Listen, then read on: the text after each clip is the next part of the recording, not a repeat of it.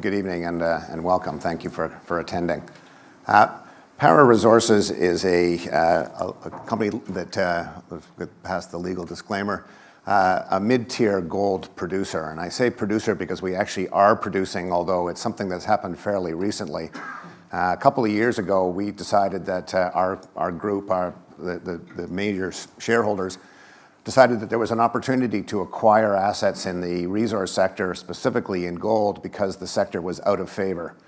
Of course, what that means is that asset values go down, but the flip side of that coin is that there's no money available. And so we like the counter-cyclical kind of investing environment, and we think that the gold business itself is either at or near the bottom of the cycle. So we decided to go and look for assets that we could acquire cheaply, that were near producing, or that could be put into production quickly, could generate cash flow, and where there was a really good exploration upside. And so we've acquired 2 properties.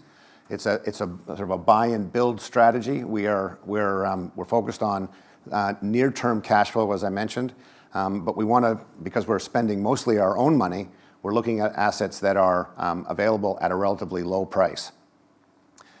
But we're at a very transformational stage in the company, in that both of the mines that we own are both coming into production today. In fact, we're producing gold in our mine in Colombia, and we've started mining in our mine in Arizona. So in the next quarter, we expect to be producing positive cash flow. We've done quite a lot of work on these properties, a lot of exploration. We've had technical reports done. We had a preliminary economic assessment done of our property in Arizona. We paid $6.1 million for it, and it has a net present value of $104 million. So on the surface, it seems like we've made a good deal. Of course, the proof is in the pudding, in that we have to get the gold out of the ground and make money. And I'll talk more about where we are in that later as we go through the presentation. We're projecting 46,000 ounces of gold to be produced in 2019. As I mentioned, we're already producing gold in Colombia, and we'll have our first pour in Arizona next week.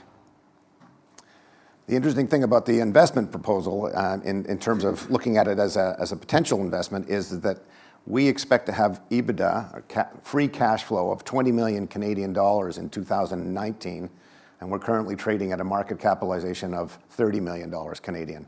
So 66% of our 2019 cash flow. I'm sorry, that's reversed. And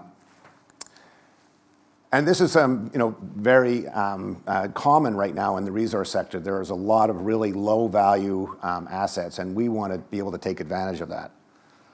So as I mentioned, we have 2 mines. One is in Gold Road. It's in Arizona, $104 million NPV. We've done all of our assumptions in terms of cash flow and operating profit on the basis of $1,200 gold. For those of you who follow gold, you'll know that gold has taken a bit of a run lately and is now trading at $1,342 an ounce. That difference, so the $20 million EBITDA that I mentioned earlier, as we projected, if we put in the actual price of gold today, that ends up being closer to $26 million. The Gold Road mine is a historic mine. It's in an area where mining has been going on for the last 100 years. It's sort of a saying in the gold mining business that the best place to find gold is where it's already been found. There are new exploration techniques, new surveying techniques, new ways of finding additional resource, and we are taking advantage of all of those technologies. We've acquired not only the property where the mine is, but also adjacent property where there has been other historic mining, and you'll see later how that's very impactful on our bottom line. In Colombia, we bought the El Limon mine. It was a small mine when we acquired it, 75 tons per day. We've upgraded it to 225 tons per day, and we're sourcing the ore from a variety of small mines on our property. We also bought 22,000 hectares along this valley called the O2 Valley. And one of the reasons that Colombia is interesting to us is because it's in the right geology. There's a lot of gold there. There's a lot of resources, but because of the problems that they've had with FARC and ELN, great parts of the country have been inaccessible to Western mining. But there has been a lot of artisanal mining, and a lot of that has been illegal. And so the government is very much in favor of companies like ours coming in and helping out because they want to eliminate the use of mercury in the artisanal mining. And we use a cyanide leach process, which is environmentally friendly. So we're in production now, producing about 200 tons per day, 200 ounces per month of gold. We'll ramp that. If it was 200 tons per day, I'd be very happy. We're going to ramp that up to about 1,000, 1,100 ounces per month in the coming months. We have the ore identified, and so we're really just a quarter away from being at full production, and we can produce at a very low price there. I mean, our all-in AISC, apologize for the acronym, is all-in sustaining costs. So that includes sustaining CapEx, it includes overhead, it includes all of the costs associated with producing that ounce of gold. So if the gold is trading at $1,340 an ounce and it costs us $753 an ounce, you can see this can be a very profitable business. So the real key to this business and to, I think, any business is really the management team. And so we've assembled a very strong team of people who are professional engineers, both civil engineers, electrical engineers, mining engineers. We have geologists, we have metallurgists. We have a very, very strong senior team with a proven track record. I've built a number of businesses in my career, including in the mining business, and I own, along with one of my other partners in this business, a contract mining company in Canada. So we're very familiar with working in the mining sector, producing gold in particular. Randy has built 3 different mines in South America and has sold them successfully, made a good amount of money for his shareholders. Very, very knowledgeable of Latin and South America. Ian, also a mining engineer, bilingual, has worked in Latin and South America. Previously the CEO of a polymetallic mining company in Saudi Arabia. And you'll notice that all of these guys have worked for some of the major mining companies in their careers, so they bring us a lot of really good experience. Ken is the general manager at Gold Road, and he brings years of hands-on experience in managing mines of a very similar nature. Tim, he's South African, but has been in the mining industry his entire life. He's a CPA. He was the head of risk management for Goldcorp. Very knowledgeable about working in various locations around the world. And then Paulo is our VP of exploration. He has worked on a number of different locations, looking mostly for gold and copper, and has several discoveries under his belt. So a very, very strong team. And I'll talk a little bit about Gold Road. This is a unique mine in that it's in the desert, very dry. It doesn't rain very often, and it's usually pretty good temperature all year round. I was talking to our guys today, and for the first time in 25 years, it snowed there. So I don't know what's going on with the weather. But it's in a very good location. Typically when we get there, we fly into Las Vegas and we drive. It's about 2.5-hour drive. It's on a paved highway. It's actually on the historic Route 66, which goes across the United States. It's a paved road, ample water and power. All the environment is there. And it's an existing gold mine. So this mine was built in the late 90s, started up in 1999. 700,000 ounces have been produced. And it's open at depth and on strike. So basically, if you look, these purple areas are areas that have been mined. This is a narrow vein, goes from 1 meter to 3 meters in width vein, and it's typically have been mined by a raised stope method, which means you go underneath the vein and then you drill up and collapse it down and collect the ore. The red and the green areas are areas that have not yet been mined, but where we've actually done all the development work and we're ready to start pulling that ore out. That's been extensively tested for grade, and so we know just with these areas that are open here that we have about 95,000 ounces out of the 217,000 ounces in the resource, which is ready to drop, ready to pull out of the mine. It's a 500 ton per day CIP mill. What that means is it's carbon in pulp, but it's a cyanide leach process. And then produce our Dory bar, which is about 50% gold and 50% silver. But it has a very, very high recovery rate. The ore is what the engineers call very clean. So we're getting about a 92 to 95% recovery. The costs associated with the milling and the mining are very low. We're fully permitted to 1,000 tons per day. So we have expansion opportunity here, which could double the capacity. All of the infrastructure is in place. You can see here that this is the mine site. That's the portal. That's where it goes into the side of the hill. And this is our tailings pond. We have 10 years of tailings capacity, and we're permitted for another 10 years. So just in 10 years' time, we'll have to make an investment in another facility.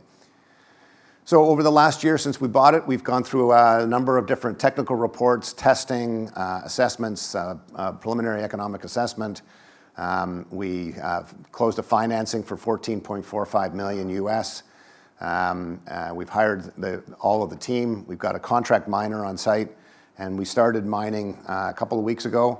And we were actually going to start milling this week, but because cyanide solution freezes at 42 degrees Fahrenheit, which is probably about 5 or 6 degrees Celsius, and the temperature went down below 0 Celsius, they decided to wait until next week to start the milling. But we expect to have gold production. The first gold production will be this month, so in the next couple of weeks.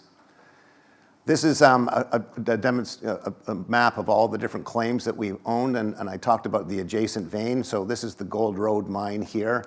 There's a road that comes down like that and runs down this valley here. And we've acquired all of these properties, and I'll tell you why in a minute. But the thing is that this is about 1 mile apart from the Gold Road mill to what this vein is called the True Vein.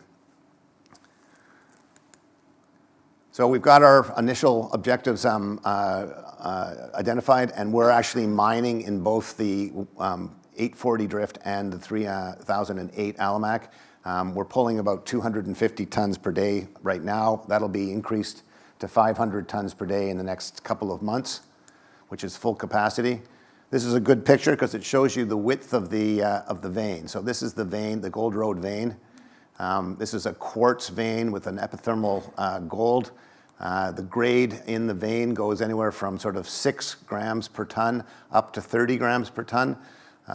Our model is based on an average grade of 7.2 grams per ton, which we're seeing. The average grade is 7.96, but our model is based on 7.2. This is good mining because you don't have very much waste rock, right?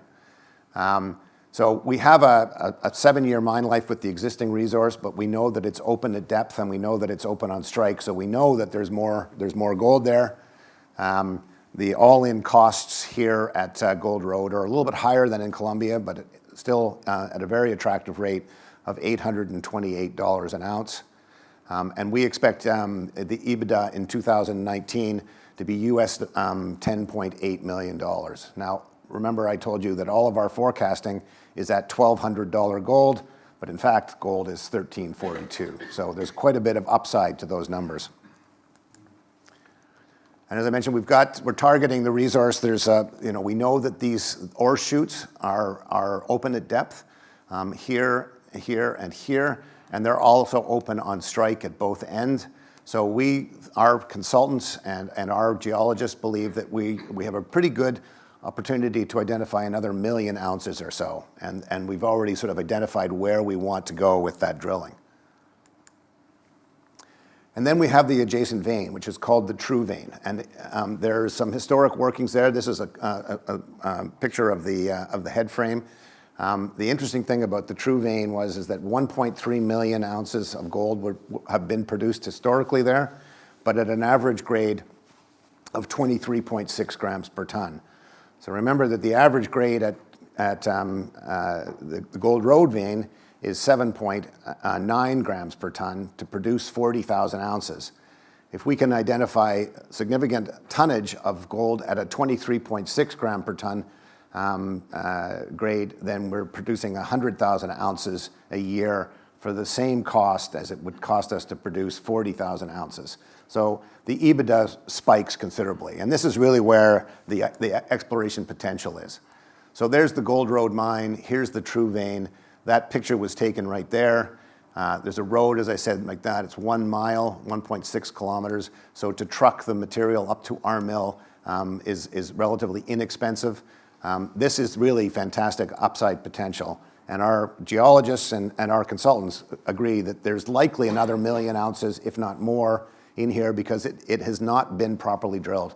The last mining that was done here was in 1942, which was stopped because of the war effort.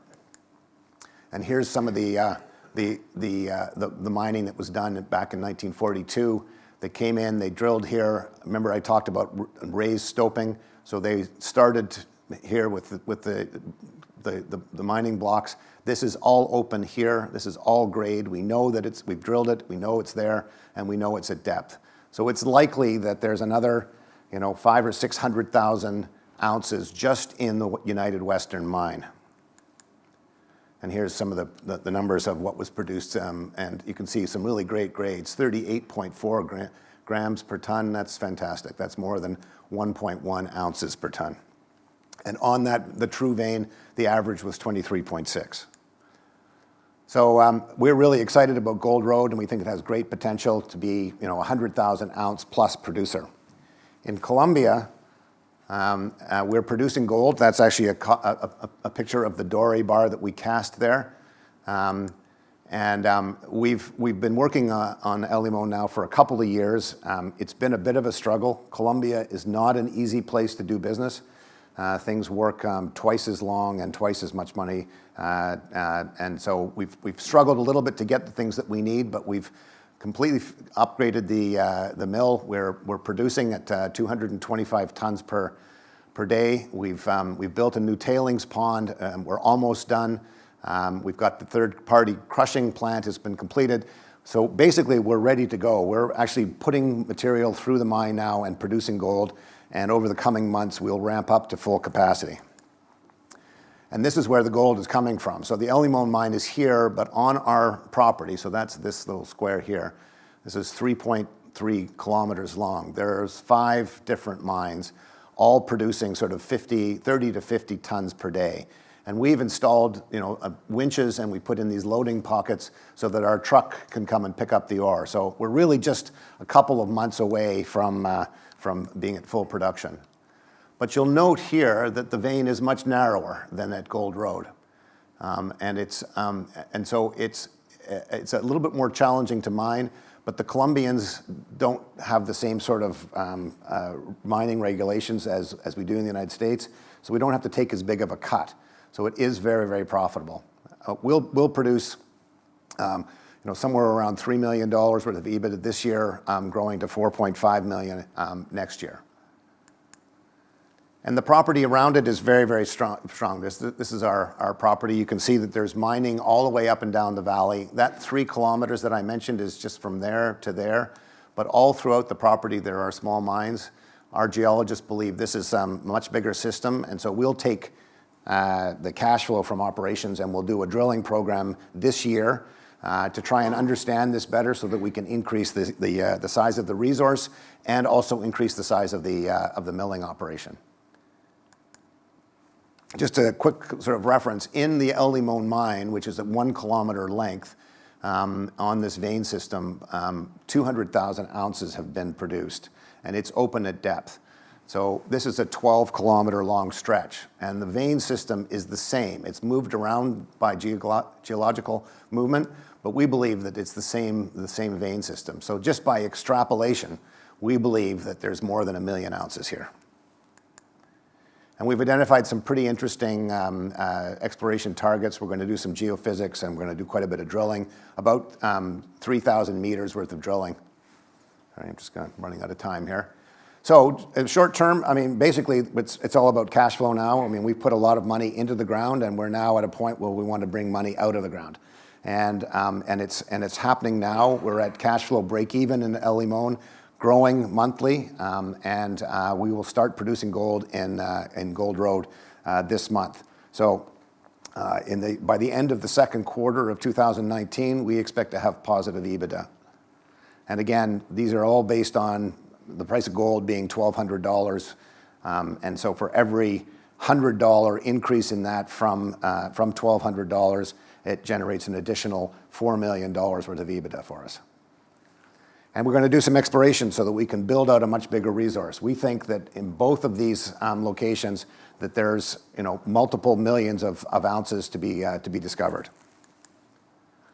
So just a quick note on timing. I mentioned at the beginning, the gold mining is a cyclical business. The trick with timing of investments is, not to try and get at the top or at the bottom, because you don't really know that you've been there until after you've passed it. So what we want to try and do is be nearer at the bottom and nearer at the top. And the major gold companies have all really screwed things up by buying at the top and then having to sell at the bottom. And we're doing the opposite of that. We want to buy at the bottom and then sell at the top. And we think that the gold mining equities have been out of favor for some time. You can see that this is the multiples of EBITDA of the gold mining companies versus the average of the general market. And we think it's ready to make a turn. And we think that the gold is moving up as well. We're not counting on it, but we believe that the price of gold is going to go up. In terms of shares, you can see here that the major shareholders, my partner Glenn and myself and Randy and a couple of other insiders, we own 66% of this company, which is very unusual for a junior mining company. And the reason we own that much is because we've provided the funding. We've put up about $25 million between all of us, US, of the money that's gone into this company. And because we think that we're in the right place. And in fact, there are a number of other opportunities that we're pursuing. So in summary, we think the gold is ready for a breakout. We think the equities are ready for a breakout. We've invested a lot of capital, and we think that this is a great time for Para Resources, because we're a quarter away from positive cash flow. And there's the Gold Road mine back in 18 something or other. So that's.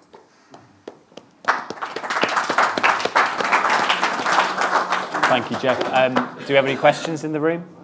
One just there. Thank you. I've got a couple here for you. Sure. You say your cash cost is $790 an ounce at 46,000 ounces. Yeah. What would it be if you get up to 60,000? And do you have the potential to go beyond that? Yeah. And from Colombia, it's probably a bit topical at the moment. There's one or two mining accidents been happening down there. Yeah. What sort of measures do you take to make sure you're not going to have one where you're tailing pond in your spoil? Right. And I noticed you've got Eric Sprott in there as an investor. Is he putting money in or taking money out? No, Eric's in. He's personally an investor.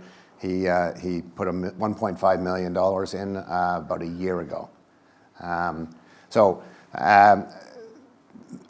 The average cost goes down as the number of ounces goes up.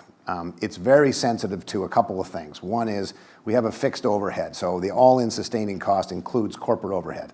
Obviously, the more ounces, the less per ounce gets attributed to that ounce. But it's also very sensitive to grade. And so if we can increase the grade, the cost of mining ore that has got 7 grams per ton in it versus 14 grams per ton is exactly the same. The cost of taking that ore and crushing it and putting it through the processing plant and milling it and producing doré bar is exactly the same per ton. So the average cost goes down dramatically based on the grade of the feed. So for instance, at Gold Road, where we're anticipating our ore coming from Gold Road mine, which is 7.2 grams per ton, if we can supplement that or replace it with ore that comes from the true vein, which is at a much higher grade, then the average cost goes way down. And instead of producing $20 million worth of EBITDA, we produce $60 million worth of EBITDA. So that's kind of the range. I don't know if that really, it's not an easy question to answer, but because it is very sensitive. And then in Colombia, we do what's called dry tailings. So it's called dry stacking. which is now the law in the United States, but companies have been grandfathered into the wet pond type of tails. In Colombia, we decided to do dry stack as well because there's a lot of rain and you just don't know. So we don't have that kind of wet, slurry pond issue that you've seen in the news where a dam collapses and runs down there. It's dry. So, and it's dry and it's stacked up in layers so that it's got, it's a stable stack. You might get some erosion from rain, but it's not going to burst. Now, Colombia, you mentioned, is a bit of a challenge when it comes to security. There's a big problem in Colombia right now with Venezuelans who have fled. Street crime is up, armed robbery is up, and we've had to take certain measures to make sure that our people are safe and that that the gold is secured. Great. Any other questions in the room? Next gentleman next to you. Hi, just wondering why you were presenting here. Are you looking to raise money in the UK and list in the UK? We're not looking to raise money now. We're just really starting a campaign of awareness and starting to talk to people to just make sure that people understand what we're doing and where we are. We're at a very sort of pivotal point in the company's evolution in that we believe that in the next 12 months we will be generating free cash flow in excess of our current market cap. And so we want to get that story out there, and so we're here for awareness. Okay, thanks. Sure. Any other questions in the room? I had one quick question just in terms of the exploration plans. What's the sort of plan in terms of funding that, and have you got any idea in terms of timelines for the exploration? So the exploration in both Arizona and in Colombia are scheduled to start this summer, basically in June. Sure. It's being funded from cash flow. Right. We do have cash in the bank, but the whole premise of our business model is to acquire these assets well, get them into production, generate cash flow to do the exploration, for the blue sky potential. Yeah, sure. Great. Any other questions? And we'll leave it there. That's great. I'm sorry, Thank you very much. I didn't bring samples. Thank you.